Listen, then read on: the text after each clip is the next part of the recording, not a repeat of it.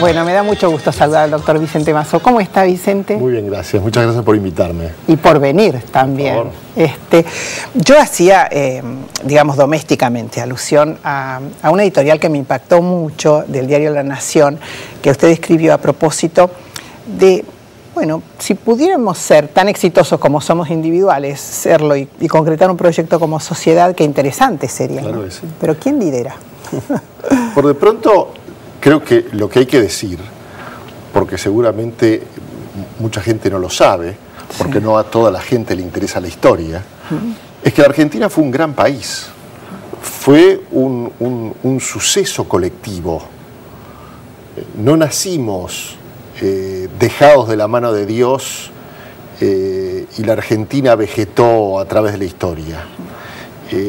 La Argentina hasta 1940 era en el mundo considerado el país del futuro, más allá de sus desigualdades, más allá de sus extravíos, que los tuvo.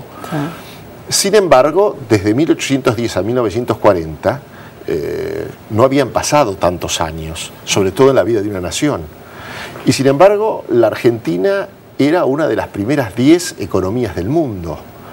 Y medido por cualquier estándar de la época, en PBI per cápita, en índices de mortalidad infantil, de alfabetización, etc., figurábamos, insisto, entre las primeras 10 o 15 potencias del mundo.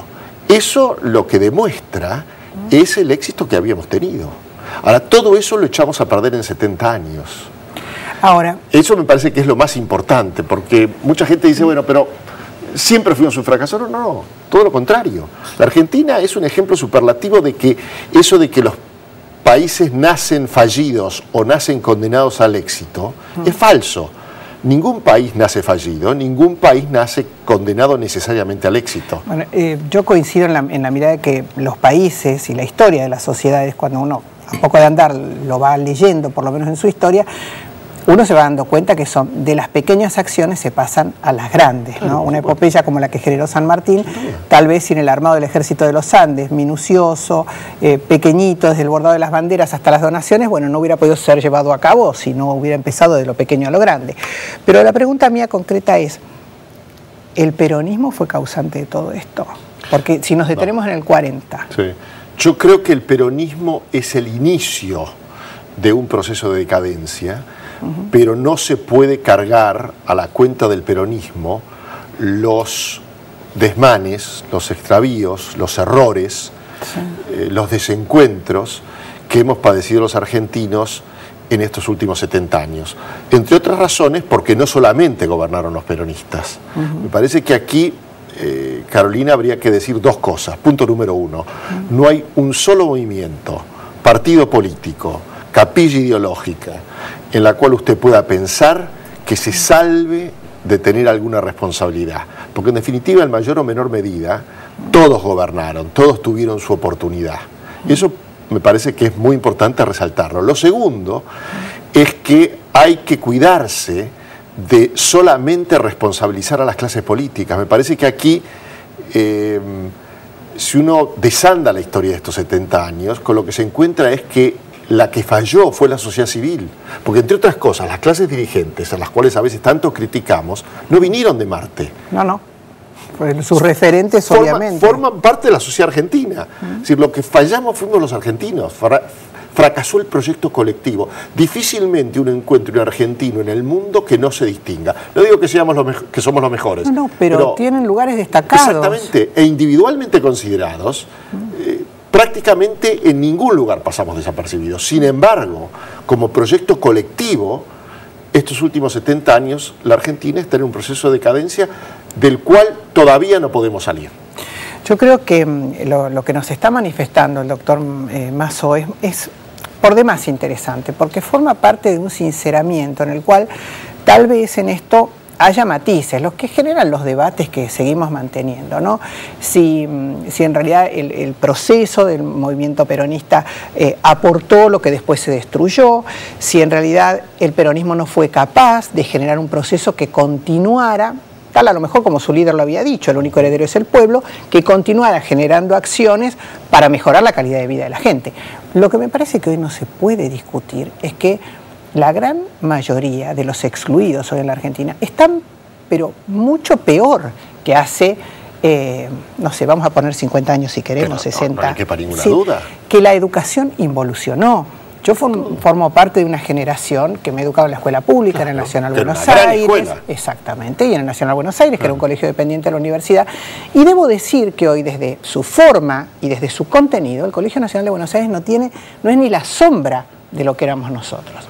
Pero, Carolina, piense usted, si hace 50 años o 40 años, a alguien se le hubiese ocurrido ir con un revólver al colegio. No. Y eso no tiene que ver con la pobreza ni con... no. O tomar los alumnos, los colegios, y desde ahí pretender discutir en igualdad de condiciones con las autoridades. O que sancionado a un alumno, los padres se apersonen y le pegan a los profesores. Es el mundo al revés. Entonces, nosotros queremos tener el estándar de Alemania con las prácticas argentinas. Imposible. Yo creo que cualquiera de nuestros televidentes, a poco de recorrer, si tuvo la posibilidad de viajar, qué sé yo, no le digo mucho, le digo España. La actitud que se tiene frente a un guardia civil cuando le dice, mire señor, usted no estacione acá, no es la misma que yo veía debatir con esto de sacarle retenerle el registro de conducir a alguien que había violado una norma, o sea, había pasado un semáforo en Colorado. Las batallas campales que se arma, una norma que había sido avisada, o sea, que se le dice al ciudadano, mire señor, si usted infringe la norma, la penalización es, se le retiene el registro y usted va a tener que pagar la multa y allí se le va a entregar. Bueno, es decir, esta anomia que hay, de la que hablaba Durkheim, bueno, esa es la recusación. No hay instituciones, Carolina, porque uno está acostumbrado a pensar las instituciones como o grandes corporaciones, tipo la CGT o la Corte Suprema de Justicia o la Iglesia Católica. En realidad, cuando hablamos de instituciones y cuando decimos en la Argentina no existen instituciones, es el ejemplo que usted ha dado, uno de los mejores. Nosotros no respetamos las líneas amarillas pintadas en las calles, recusamos a un agente del orden que viene a retenernos un registro por algo que ya se había avisado, no respetamos la luz colorada. Esas son instituciones, el cinturón de seguridad. Imagínense que en Estados Unidos uno escupe un policía, va preso, pero va preso acá... Y nadie le va a decir que está mal llevado preso. Que viola los derechos humanos. Bueno, entonces hemos transformado un gran país en un país decadente. Creo que en buena medida porque la Argentina grande fue una Argentina hecha sobre la cultura del esfuerzo. Y creo que hace 70 años, poco más o menos, reemplazamos esa cultura del esfuerzo por la cultura de la demanda. Hoy son todos derechos, son todas demandas.